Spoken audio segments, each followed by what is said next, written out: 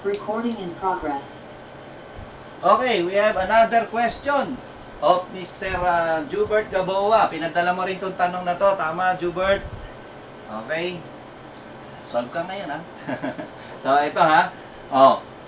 3 horsepower, 230 volt, single phase air conditioning unit. Ito naman, in-apply naman sa aircon. Siyempre, ang aircon, may motor din yan, ano? Must be protected by what size of inverse time delay circuit breaker? So, inverse time delay circuit breaker ang pinag-uusapan dito, no?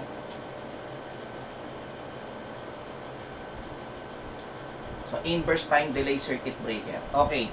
So, ganito, no? In here, we have to consider that it is a motor used in air conditioning system. Okay? So, ano ba ang provision ni PEC about air conditioning? So, pupunta tayo dito. Okay, dapat alam muna natin yung provision bago natin isolve po ito, no?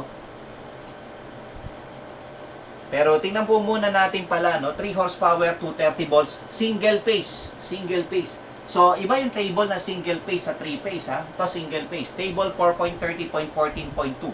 So, we have here 3 horsepower, 230 volts. 3 horsepower, 230 volts.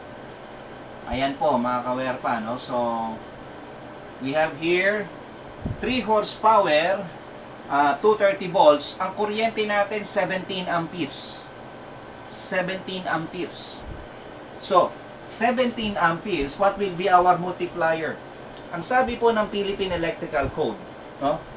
Ito po ay nasa chapter 4 on article 4.40.3 about the branch circuit, short circuit, and ground fault protection.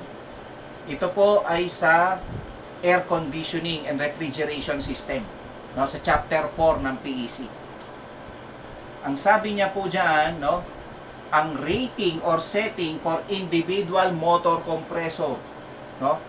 So, the motor compressor, branch circuit, short circuit, and ground fault protective device shall be capable of carrying the starting current. So, importante daw madala niya yung starting current ng motor, no?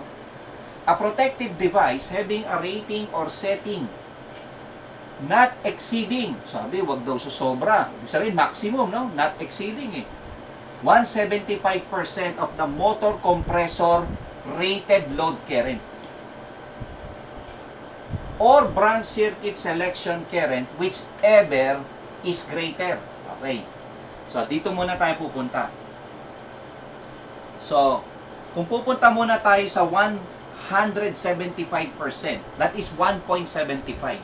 So, ika-calculate natin yung size ng circuit breaker natin. 1.75. So, that will be multiplied by, ano yung nakita natin? 17, ano, di ba? 17 amperes. Okay. So, i-multiply natin, Jubert, no? So, we have 1.75 times 17. This is approximately 29.75. So, therefore, 30 ang ampere trip ng breaker na gagamitin mo. That is my answer to your question, Jubert. So, that is 30. 30. Now, meron pang provision ang code natin dito, no? So, sabi, a protective device having a rating or setting not exceeding 175% of the motor compressor rated load or branch circuit selection current, whichever is greater, shall be permitted provided that where the protection specified is not sufficient for the starting current of the motor. Anong ibig sabihin ng not sufficient? Halimbawa, ginamit mo 30 amps, Jubert. Meron kasi sa actual practice nangyayari, pag nag-start ka ng motor, kasi ang motor, mataas ang kuryente sa simula niyan, According to the PEC, more or less times 6.